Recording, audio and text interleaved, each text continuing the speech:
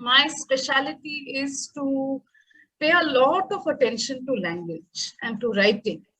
And with that, I'm going to bring that attention to the two readings that Manjula shared with me as things that would be crucial for you all to read and know.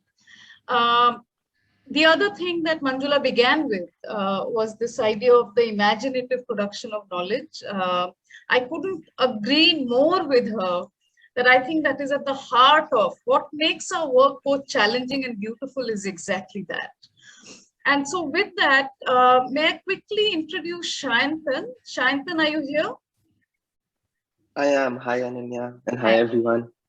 So this is Shayantan. Shayantan Datta is a faculty member at the Center for Writing and Pedagogy, and they will be aiding me today in running this workshop. And I'm so glad, Shayantan, you came because I thought it was going to be 12 participants, but with 32, I'm going to need a little help. So thank you, Shayantan, for joining me today. So as I start and as we do these exercises and some of the reading, I must warn you that this is going to be very text heavy. I was given the responsibility to unpack text. So don't be surprised if what follows in the next hour and a half, 2 hours is basically going through a lot of text. So I'm warning you in advance that there's going to be a lot of reading and there's going to be some writing as well. So I'm calling today's session Landscaping Research. And I will want to think about why we are using a metaphor from gardening, but I'm not going to start with that. I hope to come back to that. And when I do, I hope you can contribute and help me build this idea to think why we want to think about the metaphor of gardening when we are thinking of research, and certainly habitat studies research, urban studies research. So with that, I'm going to start. And the very first thing I'm going to do is actually do a little guided writing exercise. I request you all to have either pen and paper or Word doc or whatever else handy, because I'm going to ask you questions and I'm going to request you to write in your Word document or wherever, your notebook or wherever, write answers to that. So I'm going to begin right away.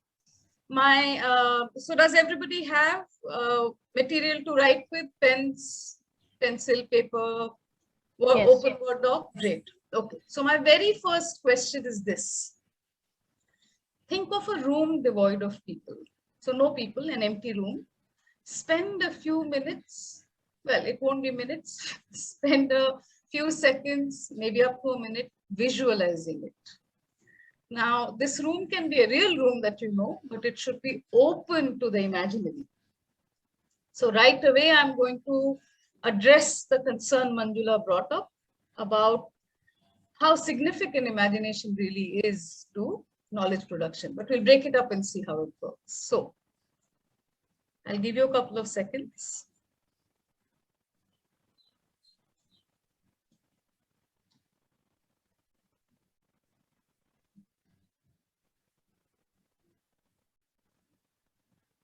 As you do that, my very first instruction is to write 3 sentences describing that room.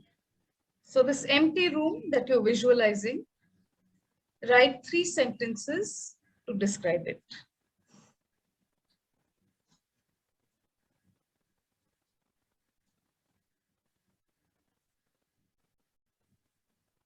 So the room is devoid of people, it's not necessarily empty. So there are things in the room.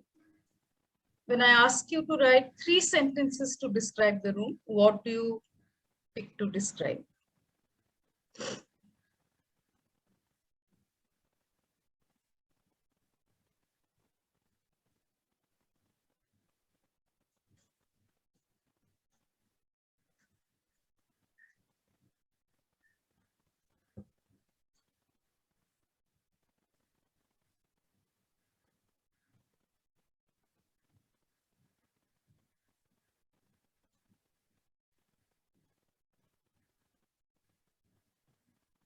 Now, stop for a moment, read the 3 sentences,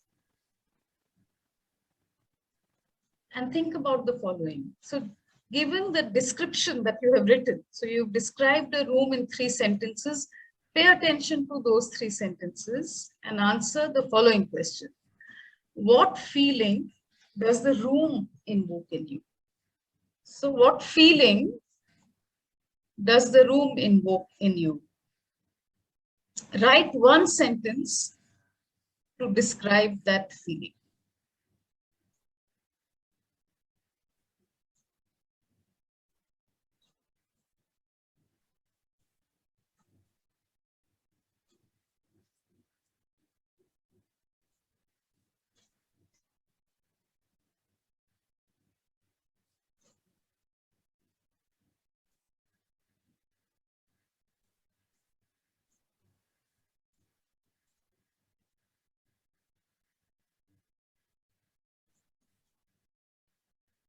Okay. On one of the walls in that room is a rectangular shaped dust line below a nail. So in this room that you are visualizing and writing about, on one of the walls is a dust line in the shape, and the shape of that is rectangular and it's below a nail. Let your eyes pause on that for a moment. What do you think made that mark? What is it from? Write 2 sentences about what left that mark on the wall.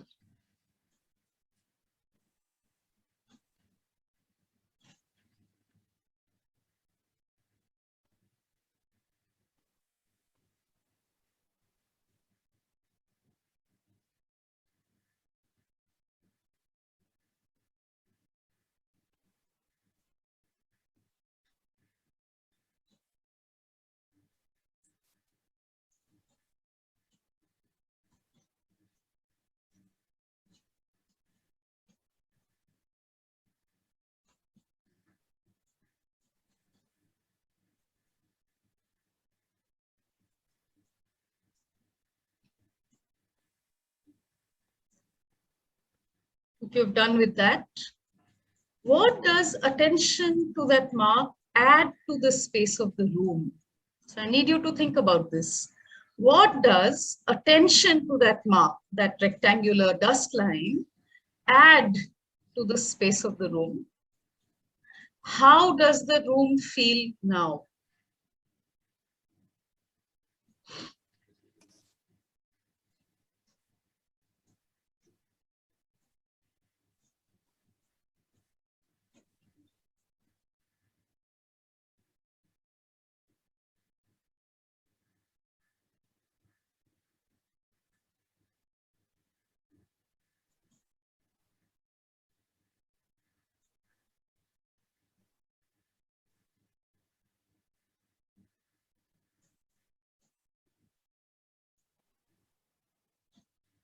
Next, write 2 sentences about this room as a part of someone remembering something of their childhood in it.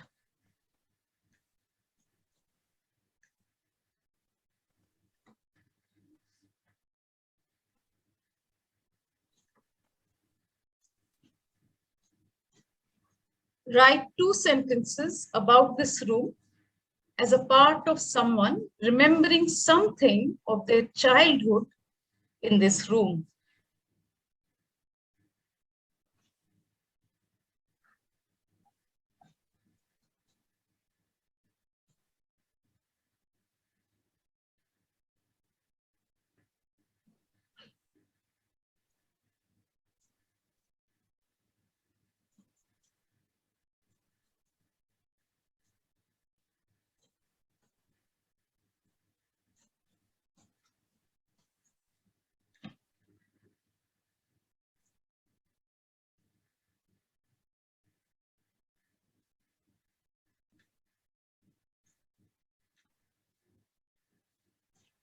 Next, a person enters the room. Write 3 sentences describing the person in the room. A person enters the room. Write 3 sentences describing the person in the room.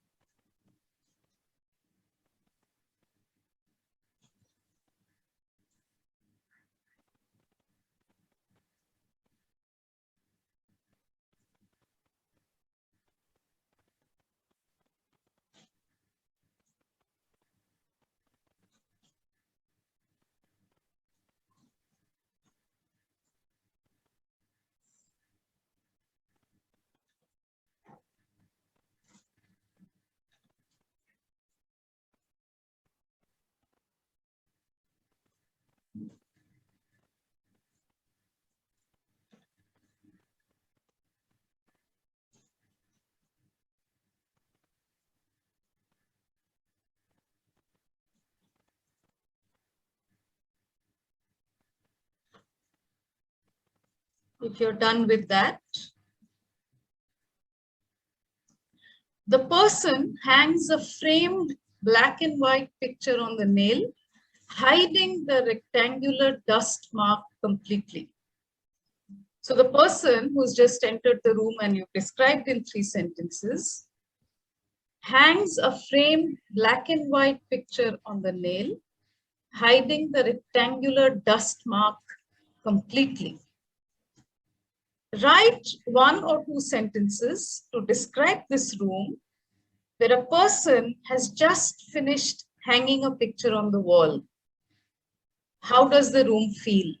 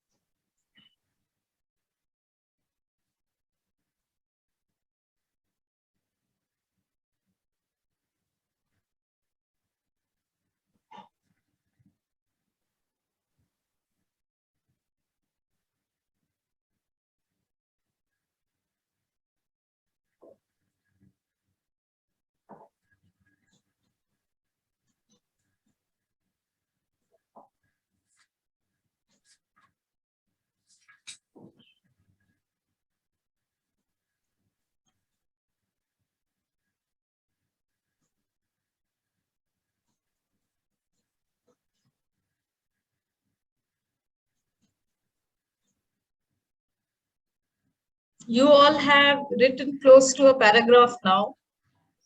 I'll keep the screen on for a few more seconds, but I invite your responses at this point to think about what you just did in this exercise in terms of understanding what places are, what people are, and when we write about places and people, how does our writing change depending on the kind of questions we ask, depending on the kind of observations we make. So you can either unmute yourself and respond by speaking, or you can put your comment in the chat box and Shanthan will read it out to me.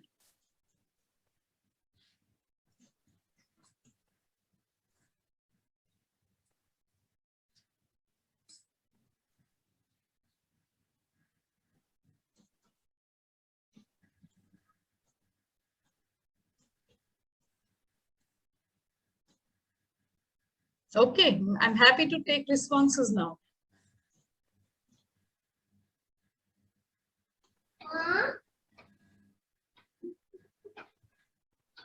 Can you repeat, ma'am, the question again? Like, it's on the screen right now. So what are your observations from the exercise you did?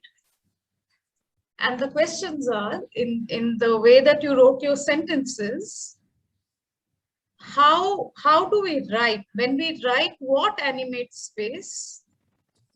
And how does space shape subjectivity? These are the bigger questions, but to break it down very simply, what was your experience from doing this exercise as you wrote about space, both devoid of people and then with a person in it doing an activity?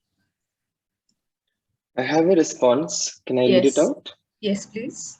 Simran says our sense of history and associations animates space at times, perhaps.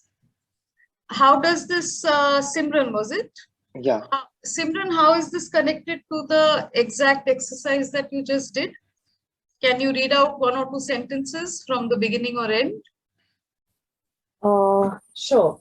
Yeah. So, when you asked us to imagine a room, what I Yeah. imagined was the school hall, the school which I have gone to in my childhood. So that is the space that I imagined. Okay. And the last line actually is she hangs, the current principal hangs a picture of the founder of the Daughters of the Cross, Saint Teresa of Avila. Now Okay. the room feels connected to an even longer history. So Okay. the picture that was removed was of one of the previous principals, and now the picture that has been put up is that of the founder. Okay. May I ask you one more question, Simran? Yeah. How was the very first sentence instruction was also to have you describe space. Right. And the very last exercise instruction also had you describe space. How are those 2 sentences different and what changed, do you think? So if you could read it out and then maybe also think about it. Right. So the first sentence was a huge room with yellow and brown walls, has a stage at one corner and has chairs arranged towards the stage. So it was empty, but when you asked us to, as we progressed, I think the elements that were introduced one by one, that is where the associations and the history sort of began to trickle in. Yeah, thank you so much. Associations actually add up. So the process of studying, reading, and writing about space is necessarily one small step at a time process, which adds to layers of signification, which adds to layers of meaning. You can't get it in one sentence, right? And when we break it apart, we have to think about what are the kind of elements that are going into it.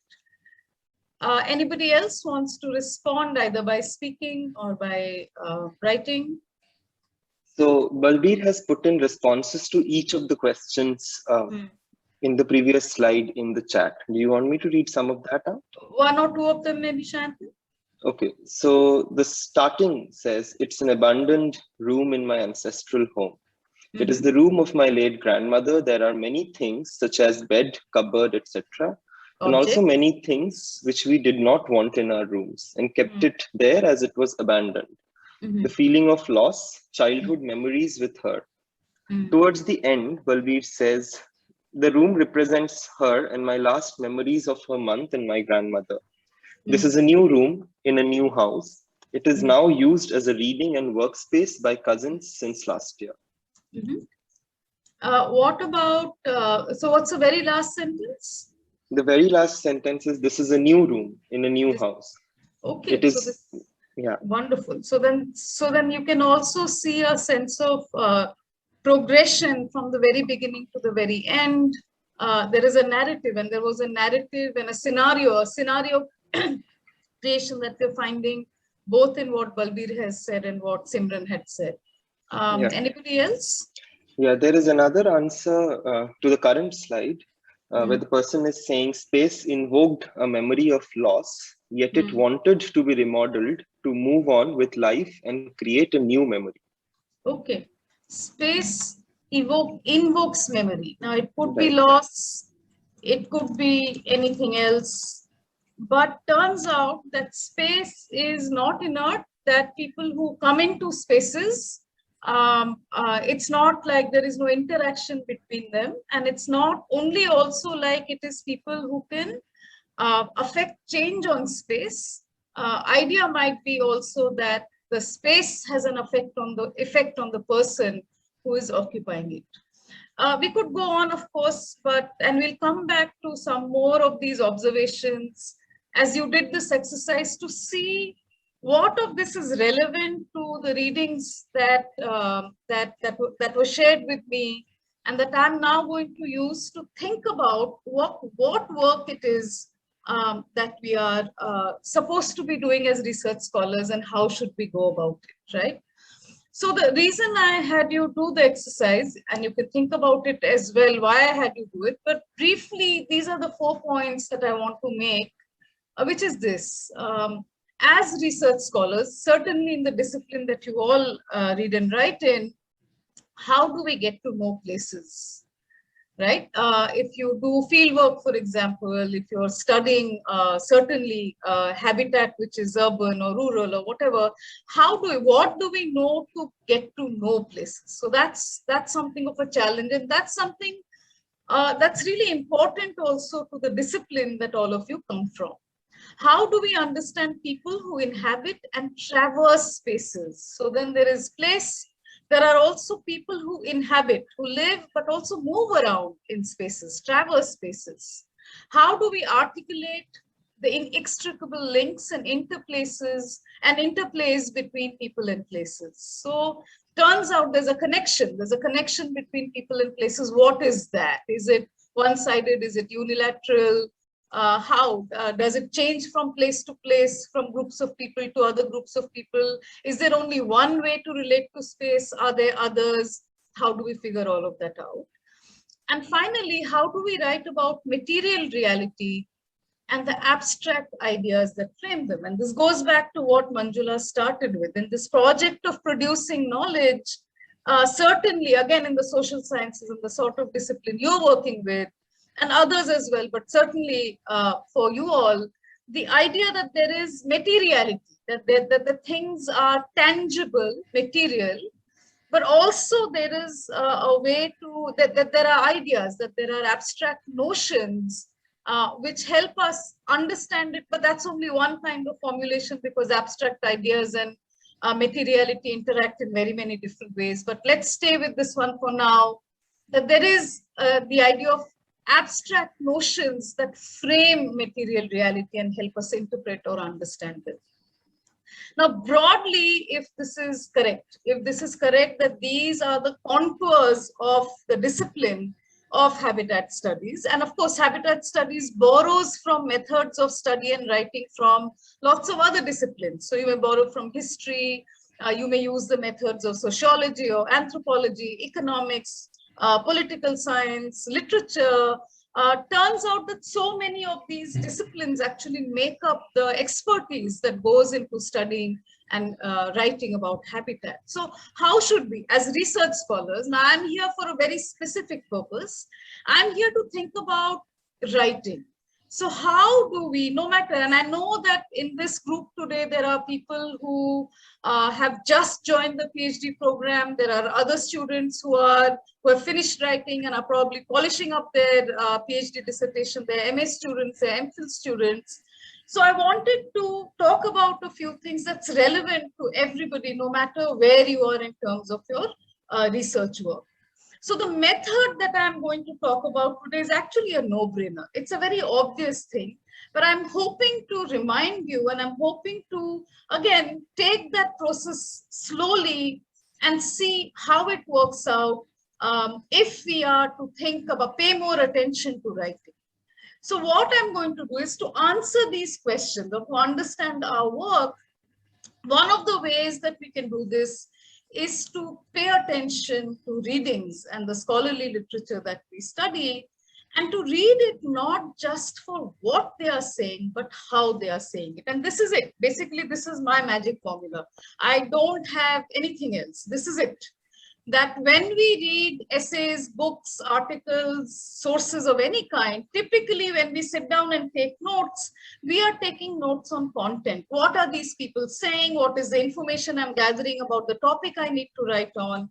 And obviously you need to do that, but I'm also saying that read it not just for what information it is giving you, but also read it for how that information is being conveyed to you. Right? So not just what they are saying, but how they are saying it. So the two essays, if there are, I can request Manjula or anybody else to share the readings with everyone. If there are people here who haven't looked at the readings, these are the two readings that I'm going to now refer to in some details. So and the combination of concrete describing and animating concrete material reality and thinking about abstract concepts and ideas, we get in these two essays, we get a very, very good set of examples.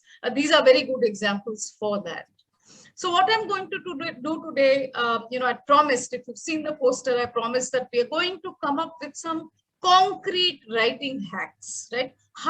What can we learn about writing from these two essays? And I can tell you right away that I will share 3 hacks with you today, so that by the time this workshop finishes today, I would love for you to have some concrete things that you take back that you can apply to your writing right away.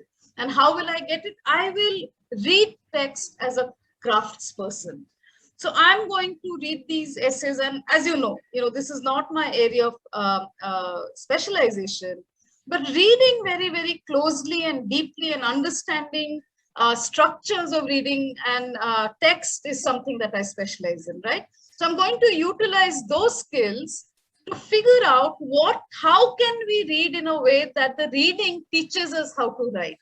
So my idea is that you should not need people like me to come and tell you how to write. You should have the tools by which to figure out how to write, and the way to do that is to pay attention to the reading. And I'll show you 3 things that we can do from the readings that were shared with me. And right away, so I'm going to share the very first hack to you right away. And this is the easy one. This is the really, really easy one. Not so easy to do on our own when we are doing it, but certainly easy to recognize.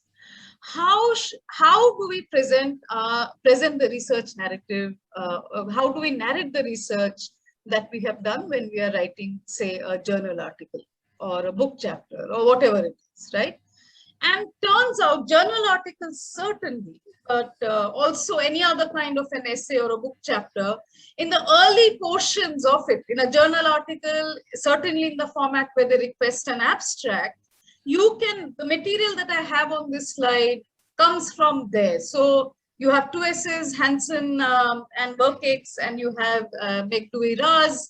One of them talks about, Meghdouei-Raz is going to talk about the northeast map of Delhi. Hansen and Verkake are going to talk about this abstract concept called charisma and the charisma of cities. Are there charismas in cities that are not connected to people? What's its relationship?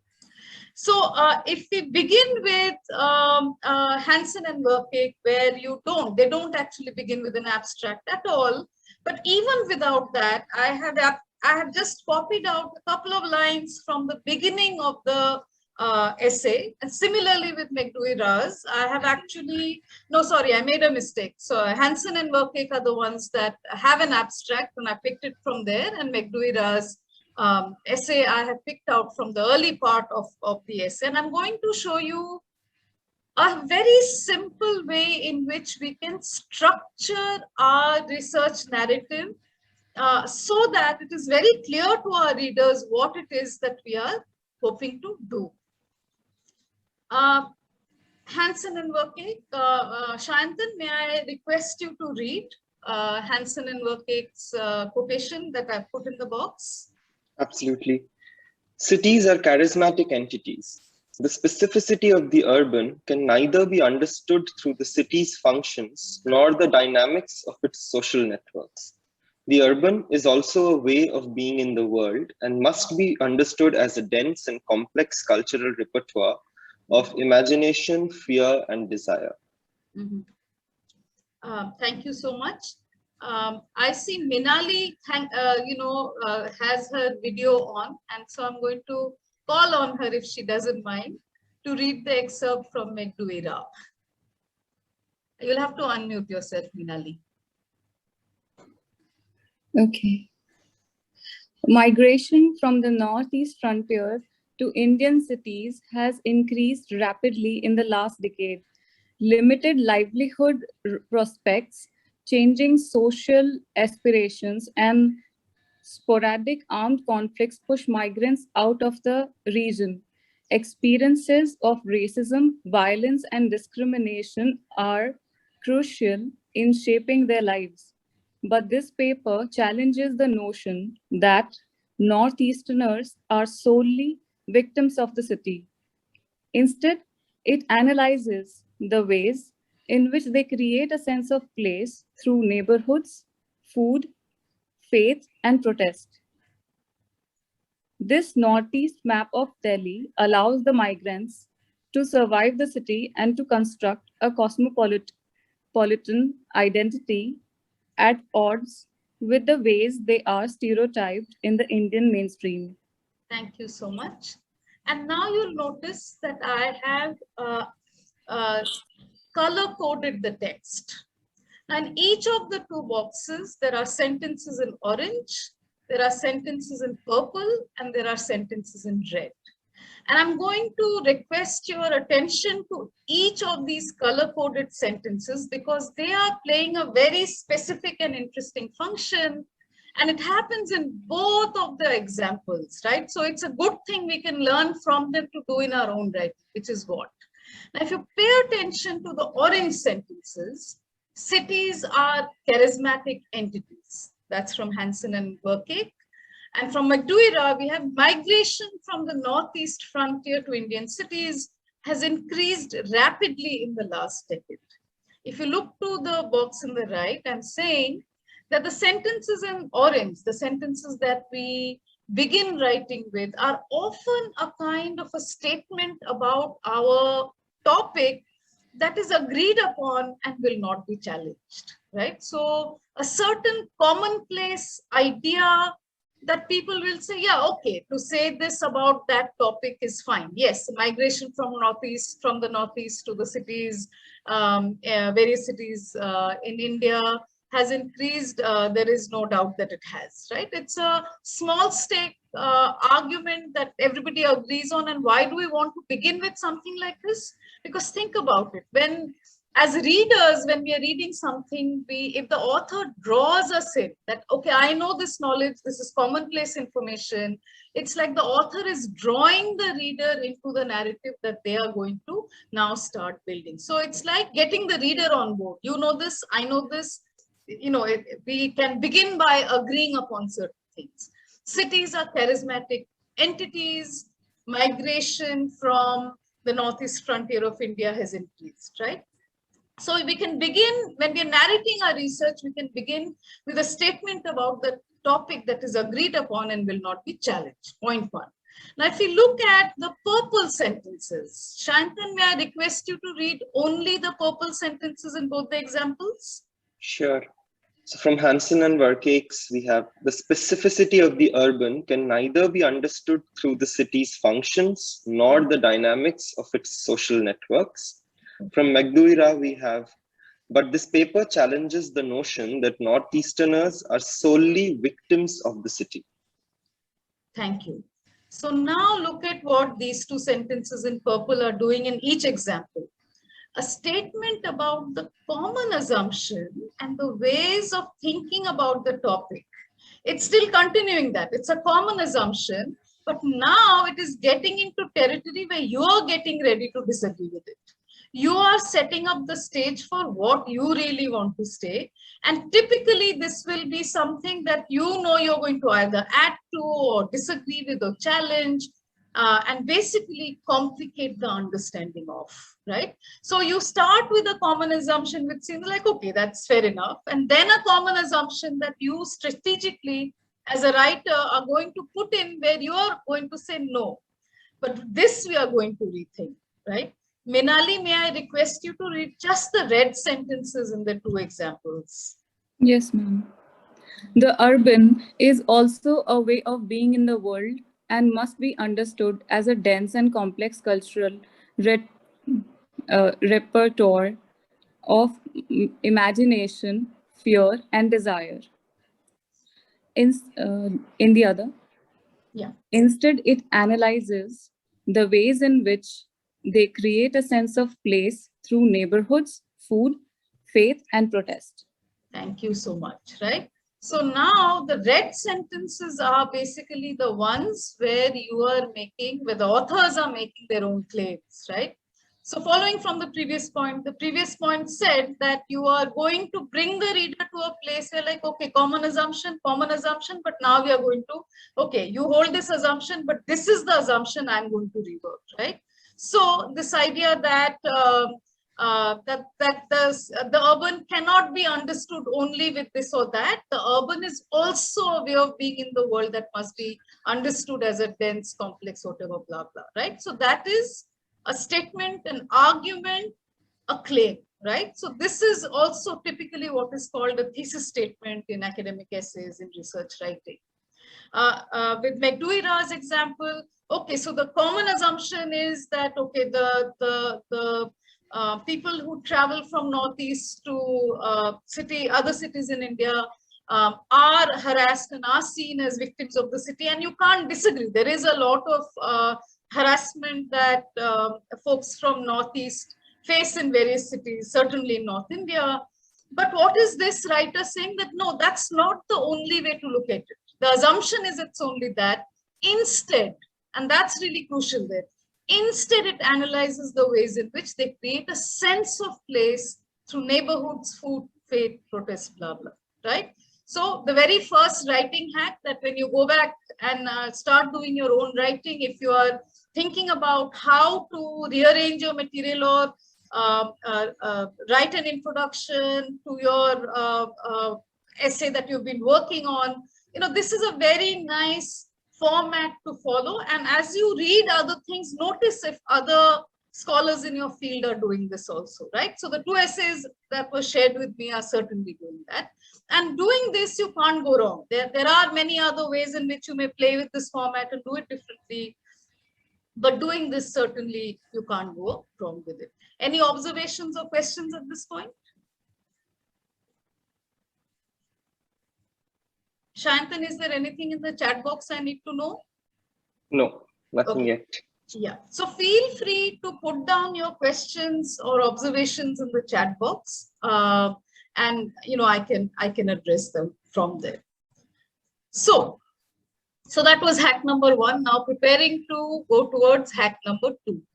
Now, turns out social sciences research, you know, there's quantitative and qualitative, and you know, we'll talk about qualitative today because that's what the examples that we have in terms of the reading gives us. So even in qualitative research, I would say that there are broadly two different things two different ways in which researchers approach qualitative research methods.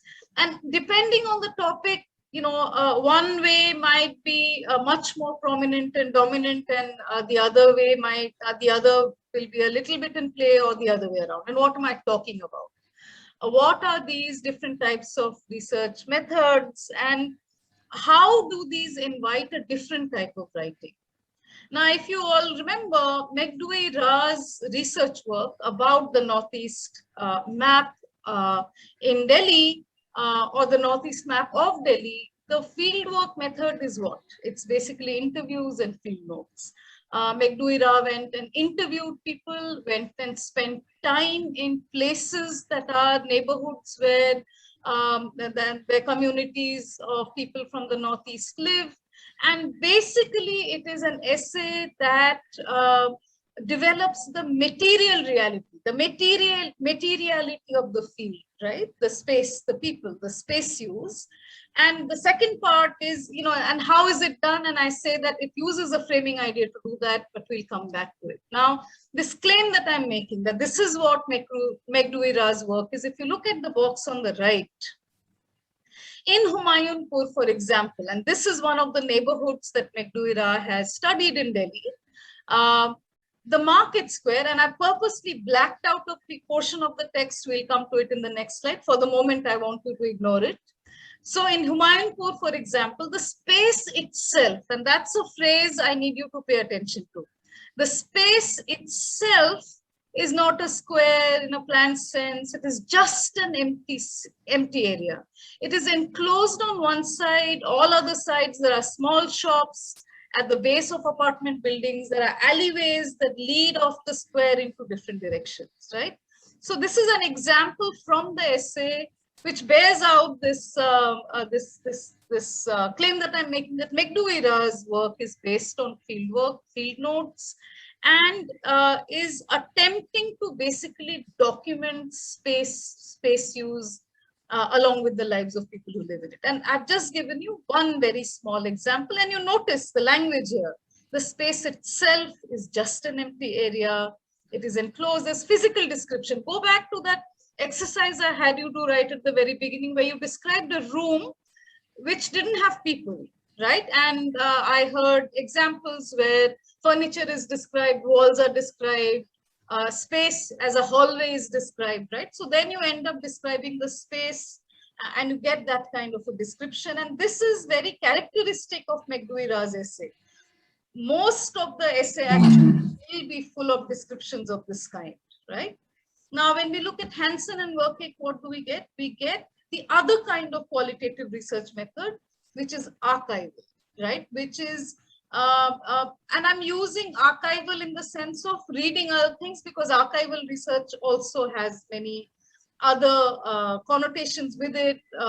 And it doesn't look like Hansen and Werkeke, for example, are going into primary source texts or documents or that kind. They're not doing that. But they are, and this is the idea, they are working on concepts by reading and synthesizing ideas from others, right? And these others basically are, quote unquote, what we call theorists, right? So Hansen and Werkeke's work is full of that. They're reading other people for their ideas. And it turns out that this kind of writing, which basically is building on the written work of others in order to pay attention to abstract ideas. What it does is it synthesizes ideas, it reworks theoretical frames, and is heavy on analysis, right?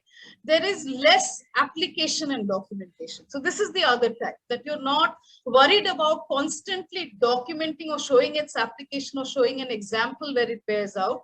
The emphasis is on building the idea, the conceptual framework itself. Now, if you look at the box right next to it, I have excerpted an example. Again, this is from the early part of the essay. And this, and I'll read from there, this is one commonplace aspect of what we call urban charisma. So the concept that Hansen and Werkeke are interested in is urban charisma. And look at the language again. If you're talking about this concept, by this term, we mean two things. And I cannot emphasize enough how important it is to always have a handle on the abstract terms, on the conceptual terms, and be able to explain it. So a sentence like this, and that's my job, to point out how words and phrases are utilized. So even a phrase like, by this term, we mean two things. It's very clear, right? And it's so no matter what concept you're working with, it's very important to explain it in terms of your particular use in your research work, because very, very often, in fact, too often than it should happen, people write about concepts without explaining what they mean, and they just hope that others will understand it. Why? Because, you know, these are such popular terminology in the discipline. Do we really need to explain what alterity is? Do we need to really explain what discourse is? Everybody knows what it is. You know, Foucault said it and went away, and everybody knows it, right? And the problem that then happens is that these terms become what we call, quote unquote, jargon, in the sense that we don't know how you've used it or what you mean by it. And you expect the reader to fall back on their knowledge of what they understand of those concepts and terms, but the writer has not explained. And that's a very, very bad move. Unfortunately, we have an example here where the writers are using very many of these very popular theorists. In fact, they're going to have Deleuze and Guattari, they're going to have Agamben. I know these are really, really popular theorists with social studies and social sciences researchers, but pay attention to how they're used, right? Do Hansen and Werkeke just say, as Deleuze has said, and left it there? Or have they taken those terms and explained it in their own words, in the way that they are using it? So we get, by this term, we mean two things. Soul, mythology, is transpirated or emitted from buildings.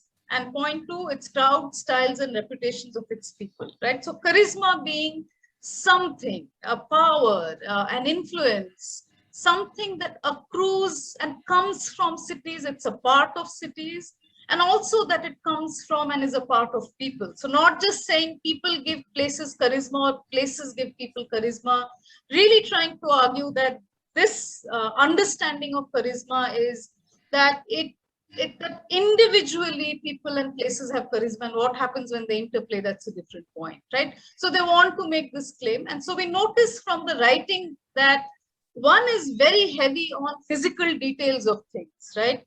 There are walls, school wall, there are small shops, alleyways, and if you read the description, there'll be vegetable vendors, auto walas. Here, there is no specific detail of any city, is there? So even though it's talking about the urban space, you don't know what the space is. The crowds are anonymous. There is historicity. There's a sense of the city and the people, but there are no specific details given at all. So one is heavy on ideas, the other is heavy on details of the space itself. And these come from these two types of qualitative research or writing, qualitative research writing that one might do. So coming to the hack, remember the idea is to leave you all with very concrete hacks. Now, what is the hack? Hacking documentation with the help of a conceptual frame. So we basically have type 1. So there are going to be two types here. So type 1 is the one which focuses on material documentation. Now, I gave you just that in Humayunpur in the last slide, but now in this slide, I've given you the sentences right before and right after as well to understand what this is. And this time round, remember the text that I had blacked out, I've actually highlighted in blue. So in Humayunpur, for example, the market square is a vibrant space of encounter. I had hidden that, right? Why had I hidden that? Because now I want you to draw your attention to where the conceptual frame is or what it is. And if you go just before, a few sentences before that, the box on top, right? I'll read the sentence. What Friedman refers to as spaces of encounter, that is public, private, semi-private, where people come together and the daily rituals of life are performed, right? And then there is a citation about where this comes from. So turns out while McDouhy Ra is really focusing on the field notes, on describing places, spaces, all of that, there is a certain conceptual frame. Now what? I mean, you can't just randomly walk into a field and start taking notes, right? So you formulated certain questions, you formulated certain understandings, then this is also a continuous process. You do that before you go to the field, you do that while you're at the field, you also do that when you're writing up your field notes into your chapter, your essay, your paper, whatever. Turns out that this constantly, we are also thinking about ways in which to understand the material reality that we have physically put ourselves into and are trying to document and write about. So turns out McDouhy Ra is not going to worry about coming up with conceptual framework on their own. There's a scholar called Friedman, and Friedman has talked about spaces of encounter. Happy to take that concept from there. You borrow a concept that talks about some of the, and touches upon your own field and what you're doing. So now if you pay attention to the box in the middle, the quotation you had already seen earlier, for example, the market square is a vibrant space of encounter. So now you know where that comes from. Right? So the vibrant space of encounter comes from Friedman, who talks about spaces or public places as spaces of encounter, right? So McDouhy Ra has taken that. This is from Friedman. The space itself, now you go back and look at it, suddenly that paragraph is looking a little bit different. You have that framing conceptual idea, vibrant space of encounter. The space itself, not just empty, we'll come to that. Now, look at what's happening on the right side in that box there. Now, what do we do, right? When we are writing about places, how should we do it? So there is something called the space itself, right? Space devoid of other things. And I had you think about that in your little exercise as well. Now, how do we see? So the question also is, how do we see or experience more than the space itself? So as habitat studies researchers, you need to maybe be able to pay attention to the concept of space itself. But then also moving on from there, what else are you supposed to do to take your work forward, right? So taking conceptual help from Friedman, Daru McDuira are going to get, is going to get spaces of encounter as a conceptual framework. So now the writer has to make sure that the writing basically does two things. That the space that this person is describing must have encounter between people and a feeling that is vibrant. So I had you in your own exercise also at various points stop and think about feelings. How does a room devoid of people, only with furniture, make you feel? How does a room, when there is somebody walking in and doing an action, and it was very nice what Simran said, that this is the new principle, hanging the picture of the founder, right? Immediately the space just gains so much historicity, Simran said, but also so much narrative, so much emotion, so much affect, so much feeling. The space, the memory of clearly the picture is one that evokes memory. Balbir also talked about invoking memory. What happens when you bring all of that into the space, right? So I want you to pay attention to this last box, third box on the left side of the slide. Now, pay attention to this. At first glance, there is very little to designate this as a distinctly northeast place. So this Humayunpur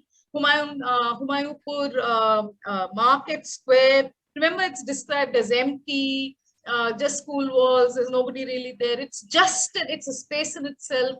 It's just empty. First glance, you can't even say that it's a designated northeast place. So it's like seeming like, okay, what is distinctive about it?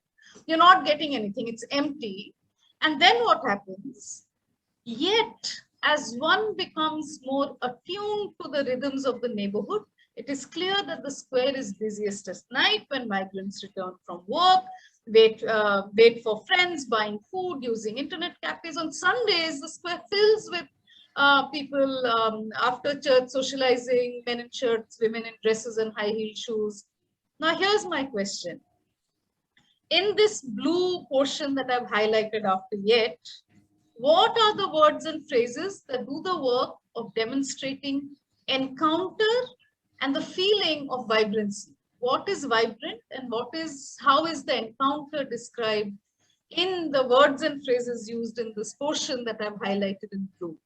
So if you can respond, what are the words and phrases? And as you respond, I will bring attention to that part of the phrase. You can unmute and speak or put it in the chat box. So what are the words and phrases demonstrating encounter? The concept we are getting from Friedman. Space of encounter.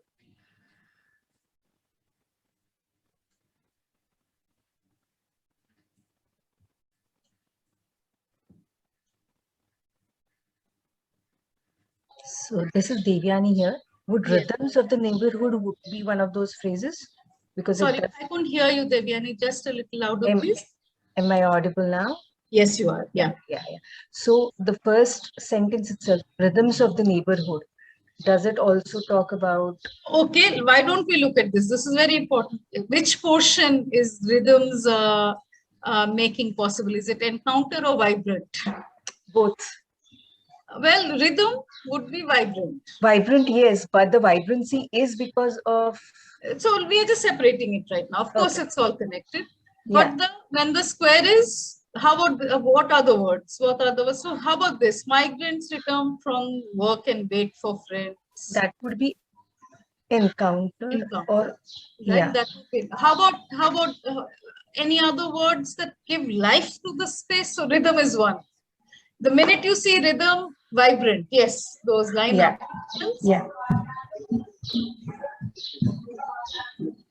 Is there Ananya, yeah, there are two responses. So Yes. Soma says square, and I'm assuming that's towards encounter. Just by itself, square. I think just by itself, the square is just an empty area. Right. Would the description of the people also Yes. talk about encounters Yes. and vibrancy both? I don't know how to This is differentiate. The last sentence Northeast where migrants socializing. Yes. Isn't that something that gives you a sense that there's encountering, that people are meeting each other? Yes. Right? So that's what encountering means, right? Yeah. So what some other words which bolster this idea of vibrant, that the space? For me, it's shirts and men in shirts and jackets. Would that also be could kind of live in that space, which yeah, talks about the dressing of very the people? obvious words. There's some very obvious word. Ananya, may I read out something from the chat? Please. So Simran says, for vibrant, there are rhythms of the neighborhood, busiest at night. Busiest. Two of these. Busiest and what was that? Yeah, that's it. Busiest at the night. Busiest at night. So rhythm, busy, fills with, right?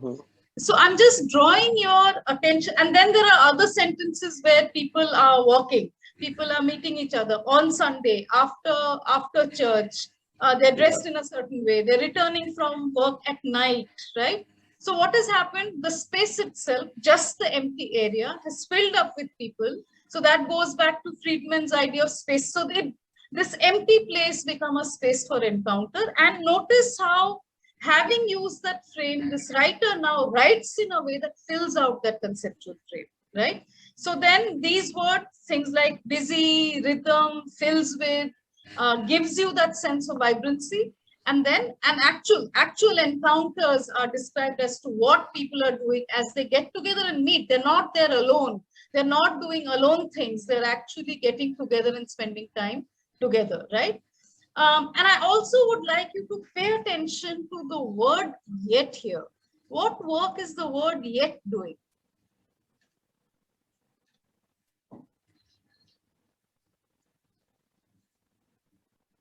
It relates directly to the sentence that's highlighted in pink.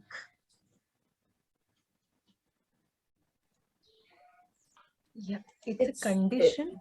It's drawing attention to the researcher's gaze that, at first glance, it may seem this, but when you look more closely, then you notice many other things.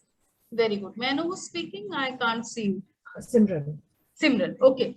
Very good. So what is happening? The word yet is setting up something in, it's about gaze, but it's also setting, so both are about gaze. At first glance is literally about looking, but at first glance there is nothing distinctive and you can't see.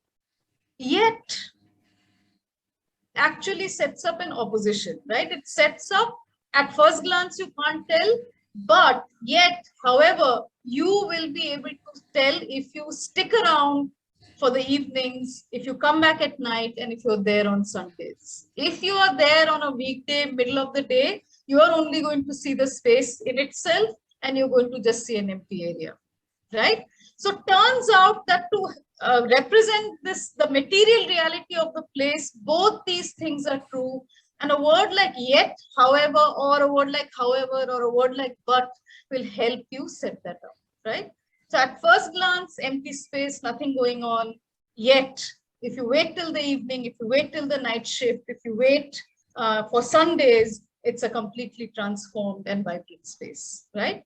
So what is the hack here? If you're doing the kind of fieldwork where your work is mainly to document space, place, people, then you are using, and you can come up with conceptual frameworks in all different kinds of ways. There's no one formula for it, but you can, and all the readings that you're doing in coursework, all the research that you're doing in the libraries, turns out that you are allowed to take a conceptual framework that's applicable to your work, borrow it, and use that to organize how you're writing your material.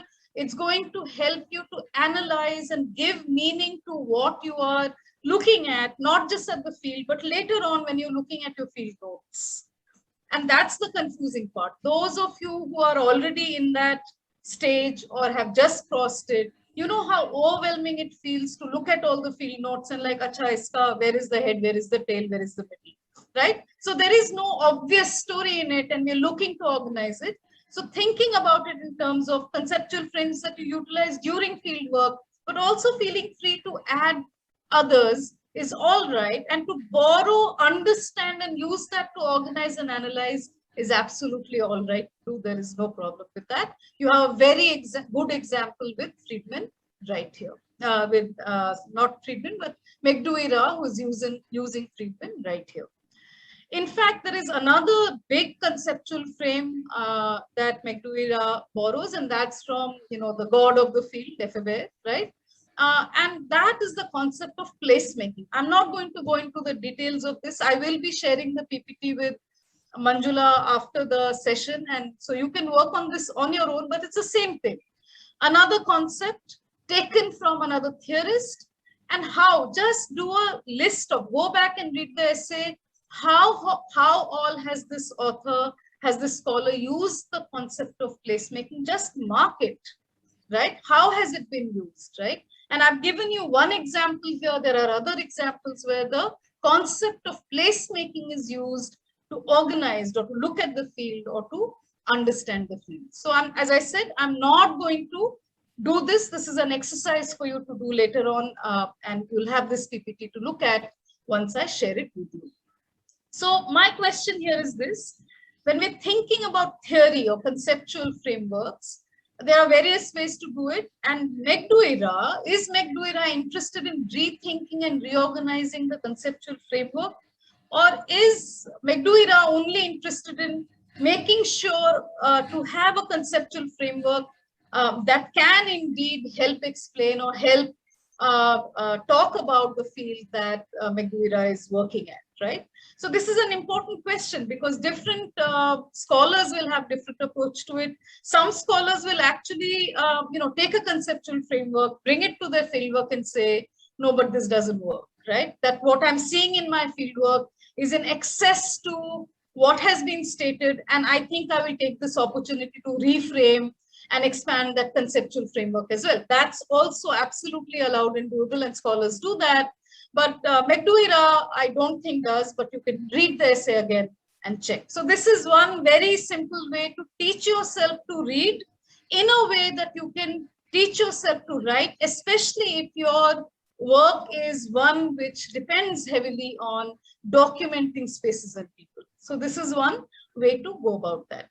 So now type 2, I said there were 2 types, and the second type is actually very challenging and very interesting. And I must say I really loved reading this essay a lot, just because the different ways, very new ways it was thinking, just how challenging it was in terms of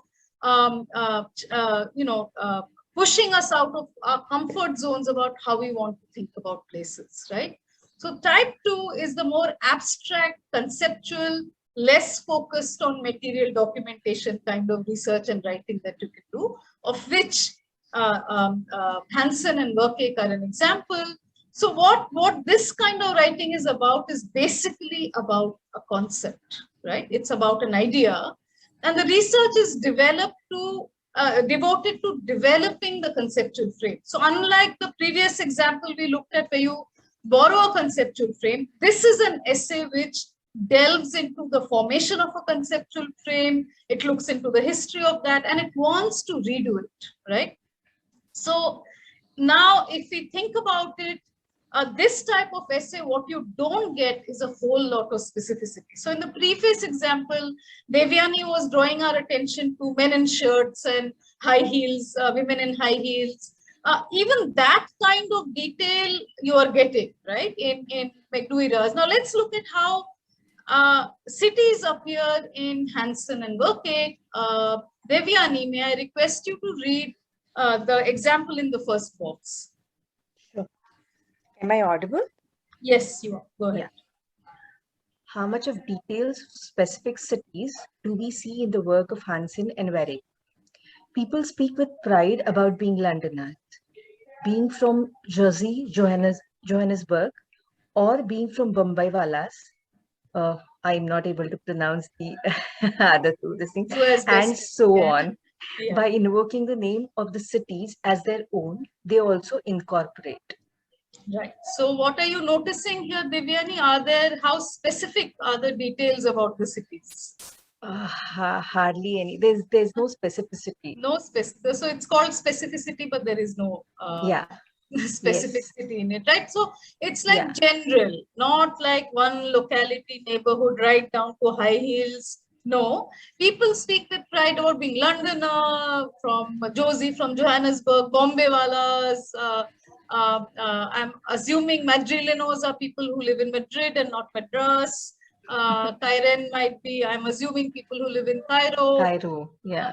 Turns out that these are you don't get cities in details at all. In fact, you don't get that kind of specific detail about cities as you do in that other kind of writing. So what do you get? If you don't get places and people, what do you get? You get engagement with concept and ideas. And this is a quotation you saw earlier, where saying, okay, urban, what do we mean by this term, blah, blah, blah, right? So this is the other kind of writing we can do, which is staying with the concept. How do you stay with the concept? Why do you stay with the concept? So, and when you stay with the concept, what are the different kinds of work you do? And I have a bunch of ideas, and this is by no means an exhaustive list, but pay attention to your readings. They'll tell you what they're doing. So on the basis of this reading, I've come up with these ideas, which is this. When you're writing an essay or a chapter or a paper that is essentially about developing a concept, then you go to the work of different scholars, thinkers, theorists. And why are you doing that? You're doing that because you want to, by the end of it, have a much more complex understanding of that concept. And again, I will emphasize this a lot and say, no matter what the concept, no matter how popular the concept in social sciences and the ideas, everybody is going to know this if I say this because it is from such a famous theorist. Do not do that, right? You are, whether whoever you got it from, read it, understanding, and the reason you're using it, certainly in an essay like this, where it's not just one-on-one application, you're doing it in order to complicate your understanding of what that concept is, because now you have been led into a field which is making you question that formulation, right? So you do that in order to have a better understanding of the concept than all the people who have written about it so far, right? You develop the concept as a framework that could apply to more than one field. The reason why you don't get a specific city here, and it could be Johannesburg, or it could be Mumbai walas, or it could be Calcutta or Madrid or Cairo, is because whatever you're saying about the charisma of the city ought to be applicable and locatable in all these different places, right? Then you're taking the idea a bit further than any one of the thinkers that you're quoting and citing, right? That is the idea. You're not, and how you do it, that's the skill. Then you begin, and this is important. I've highlighted that in blue. This is one commonplace aspect. In fact, we saw this in the earlier slides also, where you want to work with commonplace assumptions, but what do you do with them? You bring your reader on board and say, yes, we all agree that this is a commonplace assumption. But ultimately, in an examination or a study of this kind, what are you doing with the commonplace? You want the commonplace to end up with, you start with the commonplace and you end up in a much more complex place with it, right? Complexity, we are after complexity, right? We are after nuance. And why do any of this at all? Because eventually it changes commonplace understanding, right? So right now, the commonplace understanding might be that, places are inert spaces, they will come alive if there are people. In fact, the previous example we looked at, it is empty space, it is just space till people fill it up, till it gets busy, right? Then it seems to become animated. And that seems to be the idea that Hansen and Burke are trying to change. They are saying that is it possible to see charisma in places that is inherent even without people coming and filling it up? Like, is charisma the only way to understand charisma via people? Can we locate charisma in places, right? That is the deal. That's what they want to think about. And if this understanding was something that, say, Megduira took back to Humayunpur, went back that afternoon when that space is empty, and actually it happens. Turns out that People talk about safety. They say, we wear certain kinds of, we are comfortable doing certain things here that we can't in other places, right? So what happens in that place when you start talking about these abstract things like comfortable, secure, safe? What are these things, right? So would McDuira's field work and way of writing change if McDuira considered that a space is charismatic on its own, right? Now that's what they're trying to do. Now the question is, how are they going to convince us about this idea, right? And this is the beauty and the challenge about abstract concepts, right? So abstract concepts can be about feelings. This is something Manjula talked about. Can be about feelings, sensations, hunches, presences that don't have material property, but imbues life to things and places like life itself, right? In fact, life would be the most abstract concept that we live with every day, right?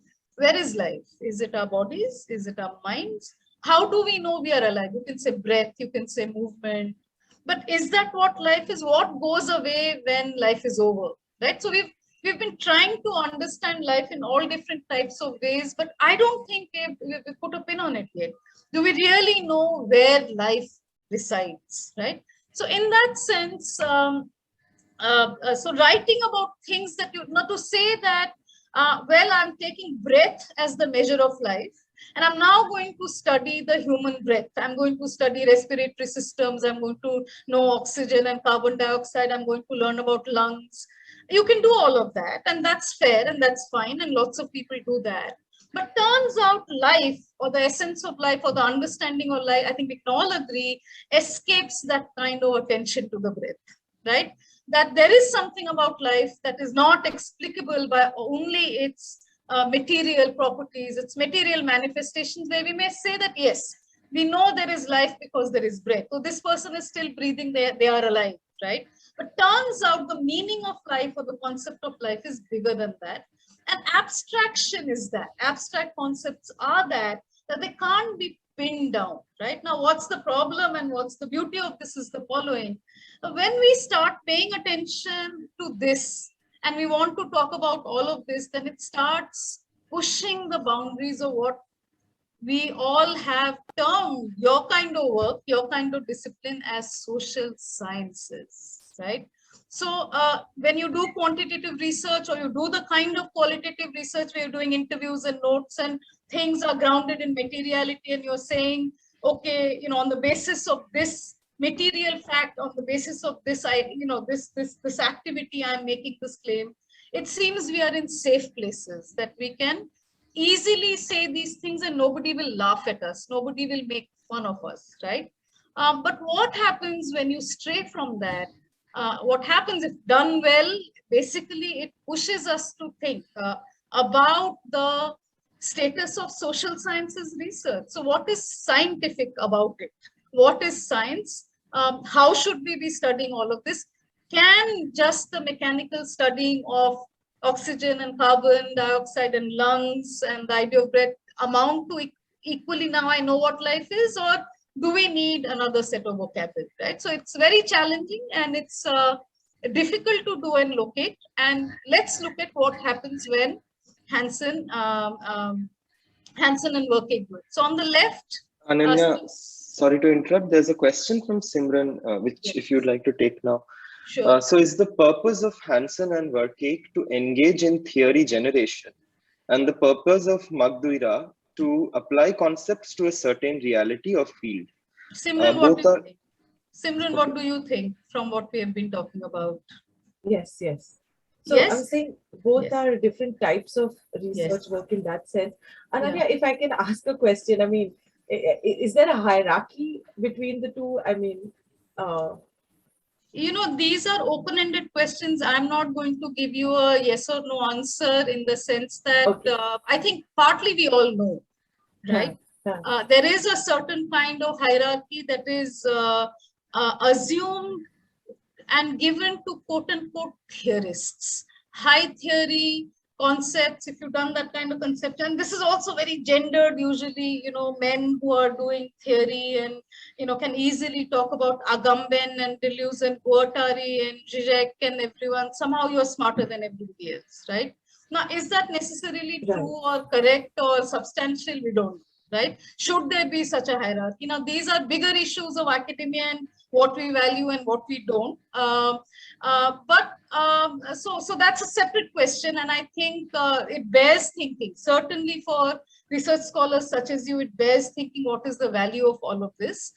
But this kind of work is more challenging in some ways. That I will grant, that this kind of work is, takes something other than what, and I'm not saying one is good or bad or whatever, but I'm saying that this, for most of us, I think is going to be more challenging, because this is work also at the base of epistemology. Like, so what is so this kind of a paper will end up asking, what is social science research?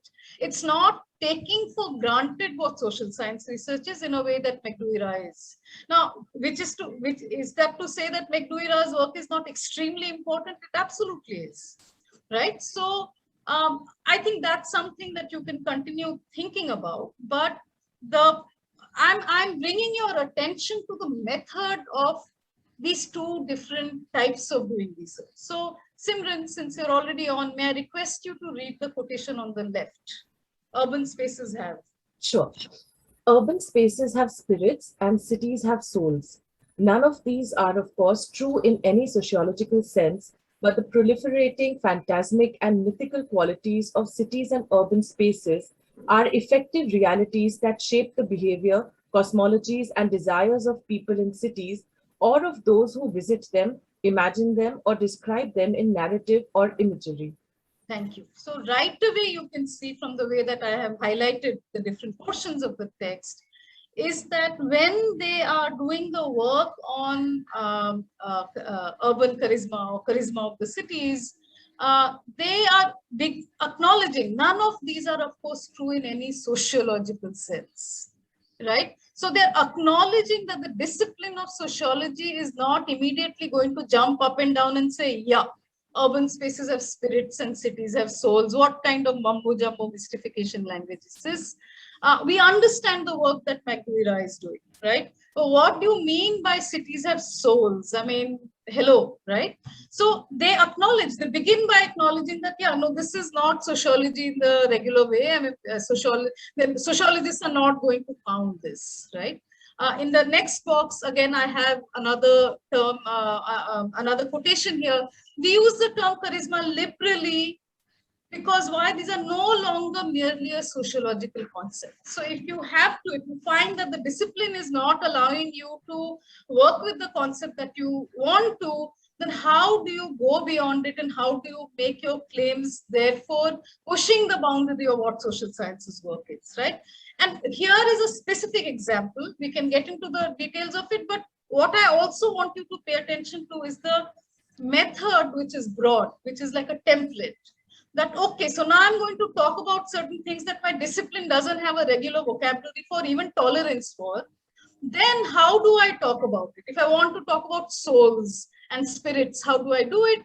Why? Then I say, okay, so it's not sociologically true in that sense, but these are effective realities. It's affecting the behavior of people who visit them, imagine them, or describe them in narrative or imagery, right? So where are you going? You're going towards imaginative work, you're going towards literary work, you're going towards oral histories and narratives, which give life to people even and are connected to places. So if you, I know a lot of you are located in Bombay, but if you are a Dilliwala, and certainly if you're a Dilliwala from Old Delhi, you would have heard about the jinns of Delhi. What are the jinns of Delhi? Who are the jinns of Delhi?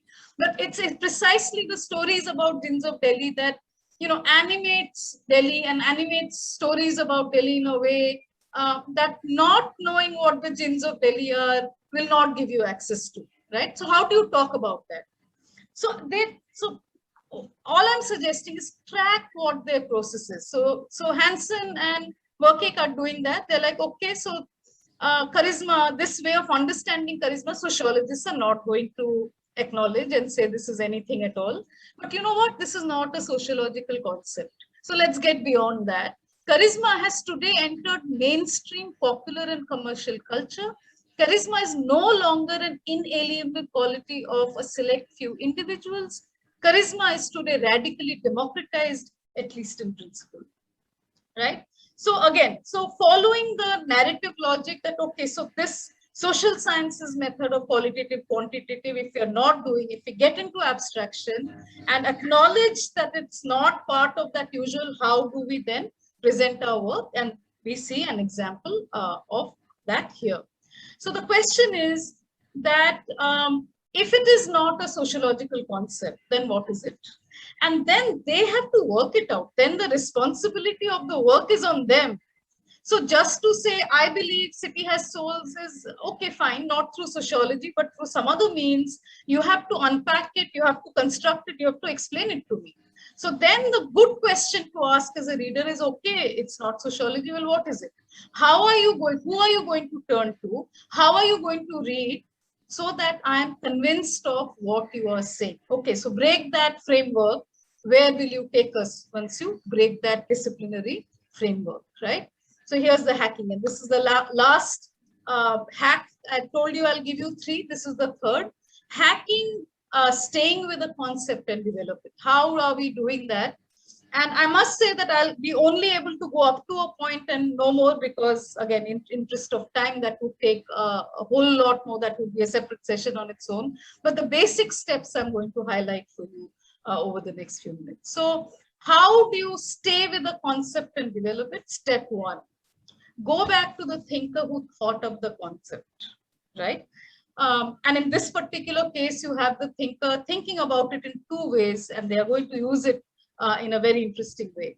So here they go back to, in Weber's original formulation, charisma is defined as something unique, attributed to individuals. Now remember, what is their challenge? Their challenge is that charisma, life, charismatic life is attributed to individuals, to people. Why? Because you know, you are alive and life is abstract enough that I think all of us will acknowledge that okay, not everything about life do we understand. Is there something in the realm of consciousness, or you know, super consciousness, or psychologists, what are they talking about, mind, body, spirit? So we allow all of that. And turns out Weber's first definition of charisma is about this uniqueness attributed to individuals. So what do? So you want to work with a concept, you go to the person who you think, you know, who you find out in research, use that concept first. And then it turns out that Weber's definition is actually not just that.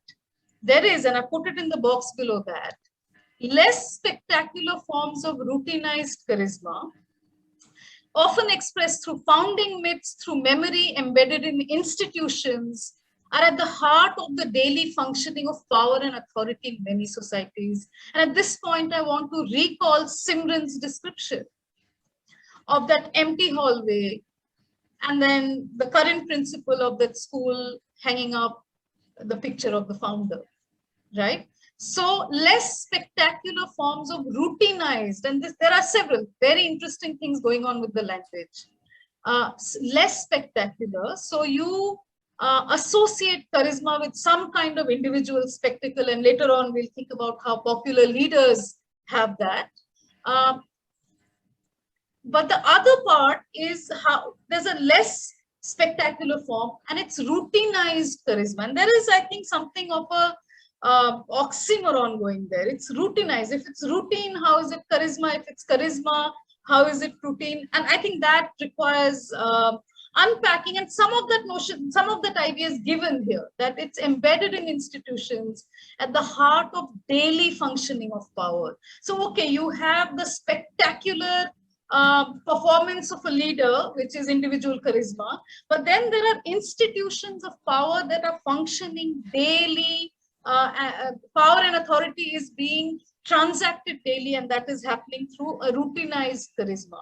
So turns out Weber has these 2 different ways of defining what charisma is. Step 1. So go back and figure all of that. That's your ground rule. Step 2. This is literature review. where you have to find the gap. So why do you do literature review? Is you then read up who else has written about charisma, who else has worked with Weber's concept of charisma, and then you go to a place of, well, something is still not done, and that's the room you create for yourself, for your work. So look at the sentence. Subsequent scholarship on this enormously suggestive notion.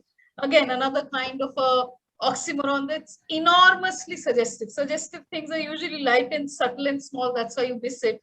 Then that's why apparently scholars have missed it so far. But because they are now creating room for themselves, look at the language they're using. They're saying enormously suggestive, right? And what is enormous? This idea that institutions, in the heart of institutions, there is routinized charisma that has actually nothing to do with individual charismas of unique people, right? So surprisingly little conceptual development, right? So subsequent scholarship has offered surprisingly little conceptual development. So Simran, you were asking, what is the point of a paper like this right here? That the literature, when you do the literature review, you realize that people who've thought about this have not talked about the routinized charisma in the heart of the institution. That is a part of Weber's definition. So people go with part 1 of Weber's definition, but have ignored part 2. So 2 hands seem to be up. Yeah, can I ask a question? Yes. Who's speaking? Yeah, Please. this is Balbir here. Yes, Balbir, go ahead. Yeah, so when we talk about aspects like individuality, when we talk about charisma, right? Also, also placemaking is like one form of methodology I'm little familiar with. So placemaking also talks about institutions because it comes from a structuralism perspective where it follows Giddings, for instance. So it talks about individual biographies as a very important source of, I mean, how places get made and all of that. So I think in that way also, I mean, this focus here could be, I mean, and beyond that, when you mentioned, if you can elaborate hopefully on this about institutions inherently having some form of charisma, is it like something related to, if I have to like talk about like a very contemporary example could be like a global firm, like a transnational corporation, right? Using for example marathons, for example, in shaping global cities aesthetic. For example, a TCS organizing a marathon, for instance, or a Standard Charter organizing one in Mumbai, for instance. So, or even better, Balbir, a corporation like TCS can apply and become an entity, can become a person. Yeah. So how do you see that playing that out? Okay, so the point here is, see, the point here is that you know, the earlier example talked about placemaking as a concept and as a method, and in that places are imbued significance with the help of individuals, and we saw that the idea of the encounter was exactly that, right? Vibrant encounter of space was exactly that.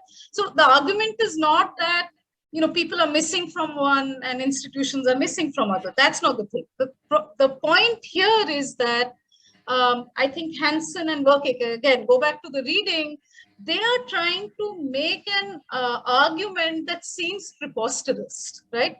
So they are saying cities have souls. The jinns of Delhi are real.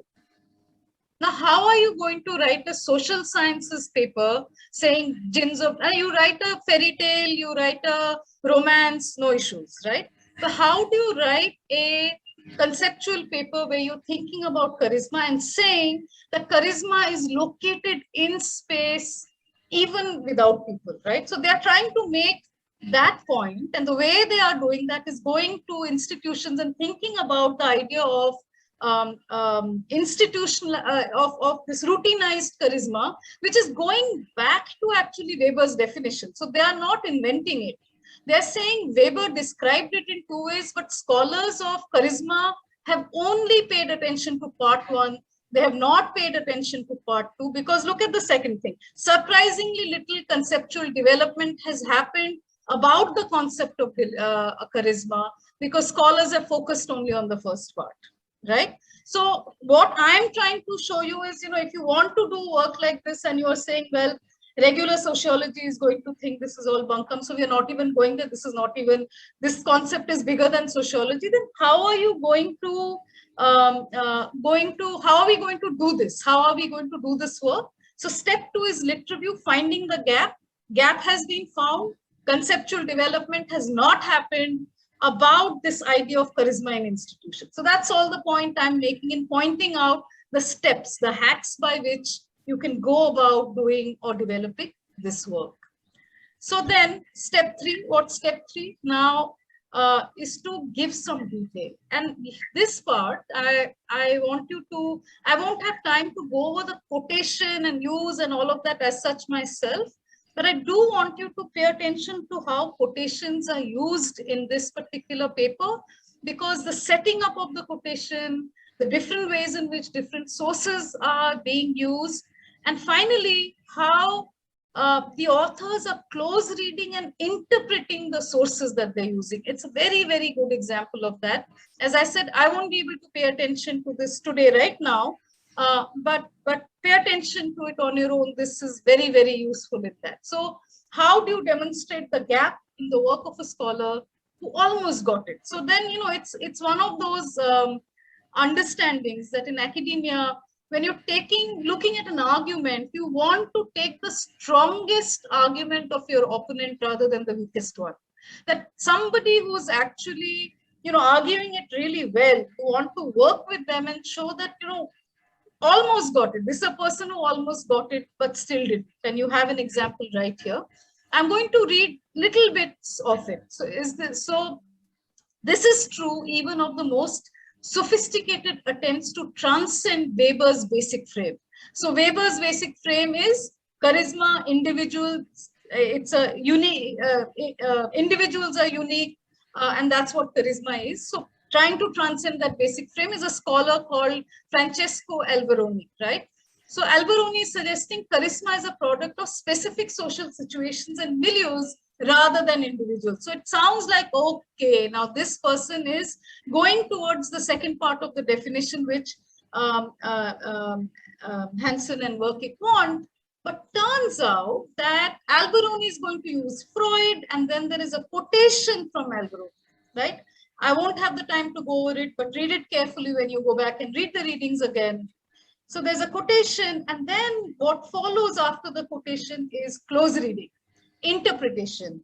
Here is where Hansen and Werkik are going to interpret where Alberoni, how far Alberoni went, and then just stopped short. The work didn't get done. The contribution didn't get made, right? Alberoni explores how charisma is produced through blah, blah, blah.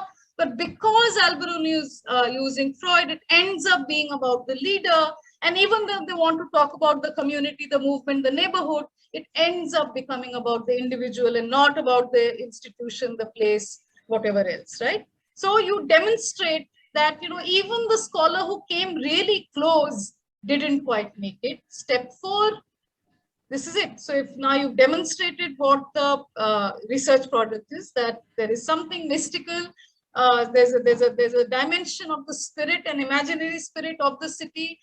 We can't use regular sociology to get there. Here is the literature review. These are the people who almost got it. Now it's still not done. Next what? The next is you do it yourself. Now, I won't have time to go over the steps, but you can do this yourself, right? So what am I saying? Read it for the step-by-step in which they do it, and make notes as to if I were to write something similar, could I follow this format, right? So they will, so then they start doing it themselves. They will go back to the Greek etymology of the term charisma. They will ask a whole new set of questions. Why is urban life so difficult to capture? Why does the urban itself often elude us? So they'll ask all of these questions. Ultimately, towards the end of the essay, this is where they land, right? The city is a massive theater of charismatic potentiality and its opposite, right? And they land very interestingly on the idea of the infra power. So Balbir talked about, you know, corporations, you know, having these massive social events to sort of animate the space. But here, notice it's again, it's just what constitutes the city by itself, space itself, without the people, does it have any kind of powerful life which is not just connected to its use by people, right? So infra power, we submit, is a powerful symbolic enactment of human potentiality, right? The magical power, the eros, if one runs the risk and has the courage to play. And I want to highlight these words, right? Magical power, eros. You want to run the risk and have the courage to play, right? So this is as much applicable to the concept itself in the way that they end up having a really complex understanding of, but it's also applicable to the work itself, right? To the kind of work that Verkeke and Hansen are doing in this essay, right? So Hansen and Verkeke take a very non-scientific approach to developing a conceptual frame to do social sciences work. Is there value to this? Now, this is another way of coming back to the question that Simran, I think, wanted to ask. Now, Simran, you asked about hierarchy. What if we rephrase that question as, is there value to the kind of work that Hansen and Verkeke are doing, right? So what should we call this type of approach, right? Clearly, it's not very social sciencey, right? So, and I've been thinking about these kind of approaches, this type of writing, as something that I've been calling the critical work of poesis, right?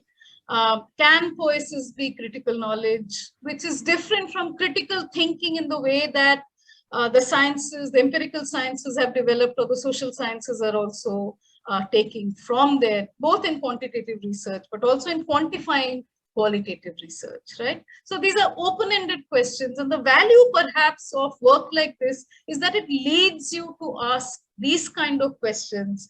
There are questions of epistemology that are questions at the heart of the discipline that you're doing, the work that you're doing, which allows you to also think about different ways in which to reimagine and reanimate the work that you're doing and the spaces that you are occupying.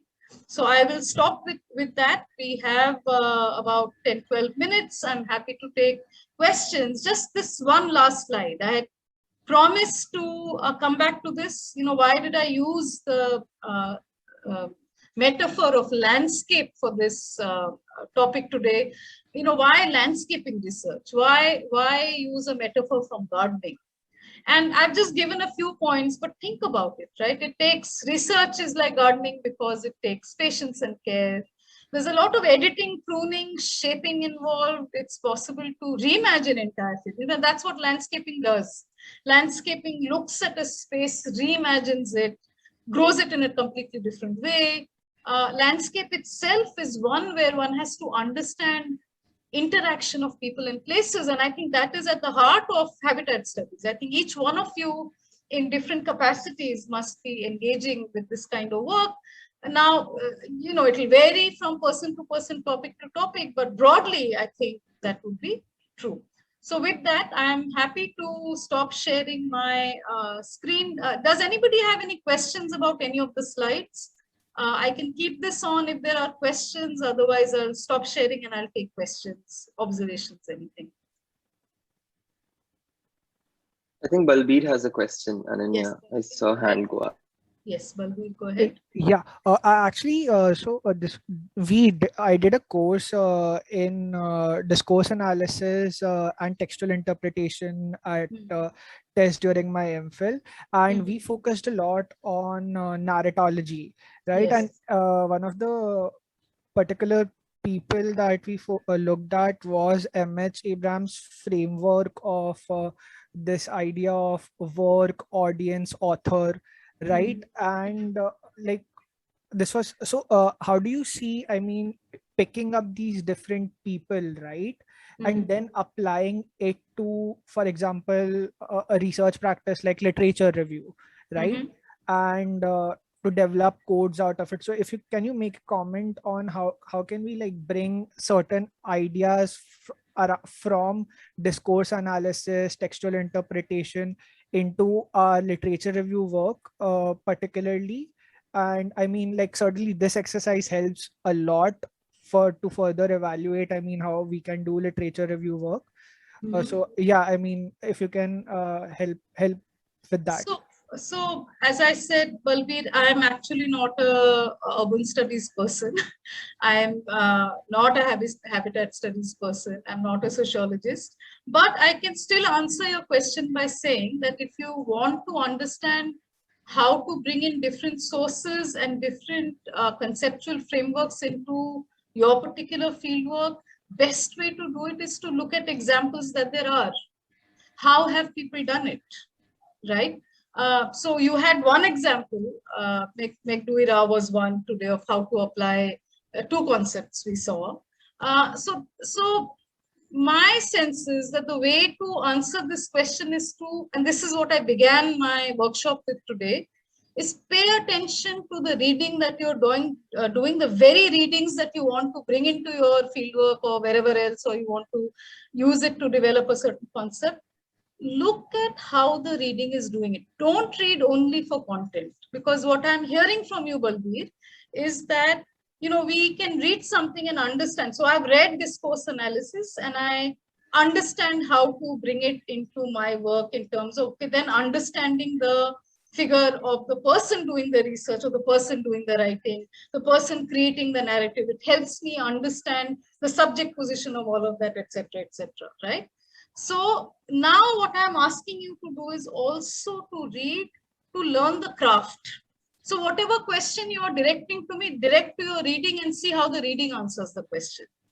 Look at different types of readings that are using literature review in different types of ways. And you may come up with 3 or 4 distinct ways, and you may be able to combine and recombine and do a 5th thing that is actually new and unique to you, right? This is how scholarship develops, right? And so I'm not going to have specific answers to these questions of methodology. But the thing is, I don't need to have it. I don't think anybody will actually. The process for this is to figure out how your sources are doing it as a matter of craft and teach that to yourself. Does that answer your question, Balbir? Yeah. Thank you. Thank you. Any other questions? Any other observations? We have about 7 minutes. Connect all of this back to the first exercise you did. Does any of this help us understand, the first exercise that we did it get more fleshed out in what we did later? Are there other observations? Are there other questions? Please go ahead. So knowledge production in your field can take various shapes. So we discussed 2 today. And so I'm happy to hear about how you heard it. I made some big and broad claims about your field today being a literature person. Did you all quietly eat it up? Do you have some objections to it? I'll be happy to hear it if you do. Can I ask a question? Yes, please. Yeah. You mentioned 2 forms of method, like one which involves archival research and building on concepts.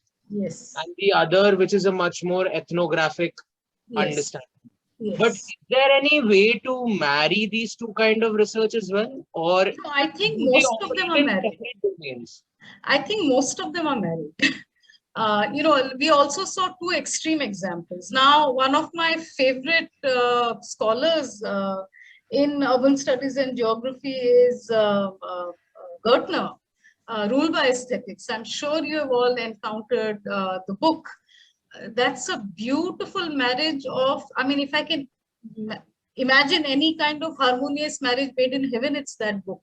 Every type of social science methodology is utilized to there with a level of skill one rarely comes across. And that was true of the dissertation, and that's true of the book. So in fact, most of us, I don't know how many of us can sustain these conceptual papers at this level, and it depends on interest and all of that, and training and all of that as well. But mostly the ability to theorize from our field and to also be able to see ideas that other people have worked out in our field. I think that's the skill we really want to have. Like, we don't want to not develop those skills. Of course, I work with the 2 examples you gave, but Asher Gertner I think is a brilliant, brilliant example to learn about all kinds, quantitative, qualitative, interview, archival, theory, using theory, theorizing from the field. All of that is done masterfully in that. So I would recommend taking a look at it if you already don't know it intimately. Thank you. And another question I had was, since you elaborated more on the second kind of work where we build on concepts, so how much of importance do we give to methodologies such as triangulation in this? See, I have no idea what triangulation is. For that, you will have to ask Manjula, right? And the reason why I spend more time on the second kind is because that's the harder one. That's the more difficult thing to do. So I wanted to unpack it to you in certain clear steps to see what's going on, right? Now, in terms of methodology, and you want to use different types of methodology, again, I think those kind of questions you have to direct to your professors and Manjula, if she wants to come in and answer that, fine. Yeah. Thank you, Ananya. See, one thing that the Simran was asking question about, building theories and then, testing kind of theories. In research methodology, there is a definite kind of parallels like a deductive research and an inductive research. And then inductive research is actually in a kind of, interpretative and critical paradigmatic approach, where the other one that is looking from the positivistic approach of the research, and then and it is basically the usual kind of binaries like a quantitative and a qualitative, where both are are equally important in understanding certain kind of perspectives. So it is not one edge of the other, so but the approach of one as a theory building and other one is a theory testing, is always been through the deductive and the inductive ways in which one is a theory building and other one is a theory testing.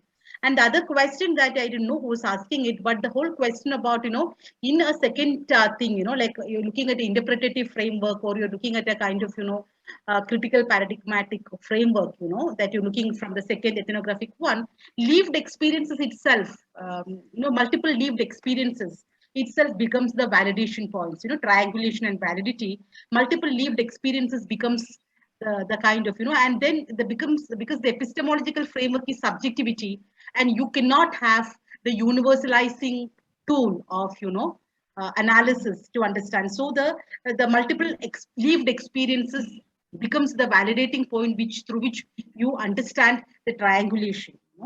So that itself why, like that subjective analysis, big policy makers are not interested in that kind of framework because they always want to validate that, because the truth need to be validated, but the subjective kind of understanding epistemological framework is questioning the very claim of the truth itself. So that is the kind of, so the kind of position in which that you are in. Yeah, I hope I answered it.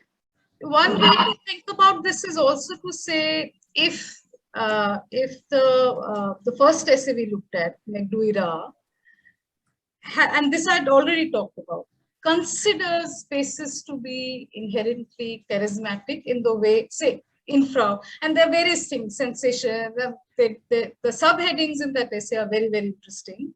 So you take those points, and if, say, McDouira were to be informed by that in Humayunpur, would McDouira write some of the sentences that McDouira does? For example, oh, the space is just empty. The space as it is empty. There is nothing there. Like now coming from this essay, say you're informed by this notion and say you buy it and you like it and you are convinced of it, would you write about spaces as empty, nothing going on till the people come back? So that's a question. So that's one of the ways in which even a very, very theoretical and abstract paper, if you find, there's a way in which it changes your thinking. And that's what I said. It eventually changes commonplace thinking. That's the point. That's why you would want to do it. Otherwise, what's the point? So, yeah, so I think being able to utilize all of these methods, but more importantly, the reason I'm here today is just for one thing, which is if you want to figure out how to write, figure out how to read, If you want to know how to write a paragraph, if you want to know how to write a thesis statement, if you want to know how to do a literature review, if you want to know how to make a really complex argument, ask your readings there. Read in a way that shows you how complex arguments are made. Break it down step by step. Pay attention. Don't read only for the content. Read for the craft. You're not going to need another workshop. You'll be fine. That's the main thing. And I demonstrated that to you from the readings that you all gave me. These are not part of my kitty. So it's possible to do that. And that's the main takeaway I hope you have from this. I will share the PowerPoint with you, Manjula. Please do email it to all the participants who came today. Sure. Thank you, Ananya. And again, like your class says, rephrasing hacking to ethical hacking, and making, the students understand, because you're speaking about very interestingly about reconfiguration of the spaces and redefining the spaces. And also I hope the students will understand the importance of laying down your empirical evidences from your field work, and then to understand that in a theoretical and a conceptual framework through reading this, and add to rethink and reorganize and to reframe the narratives, right? See, for example, whenever you're looking for the social science theories, all the theories that you're seeing, are reframing and reworking it, right? Starting from the Marxian theory that you're looking at, it is dialectical materialism, rephrasing Hegel, understanding of dialectics. And then you have dialectic materialism. And then you have, counter publics, where Nancy Fraser has rephrased the Habermasian public sphere, and then you have differential patriarchy, rephrasing the patriarchy. So you look at that, then neo-Marxian like Gramsci coming up with the hegemony and reformulating the struggles of power. So everywhere you can see this, there's a circulation of this cultural discourses, how this things is continuously coming, and how it is important this workshop I felt able to tell you how this is knowledge production is actually through these two articles actually an asymmetric enmeshment. That's what is an asymmetric enmeshment of material and abstract elements. Like charisma, another article was saying about through language, through religion, through food, through art, through dress code, through forms of entertainment, how could they bring that, So how that is important for us to understand that. And as a habitat study students, I feel, and it is important that, this critical reading and critical writing is actually an engagement, of a complex relationship, always feel inside and outside of us.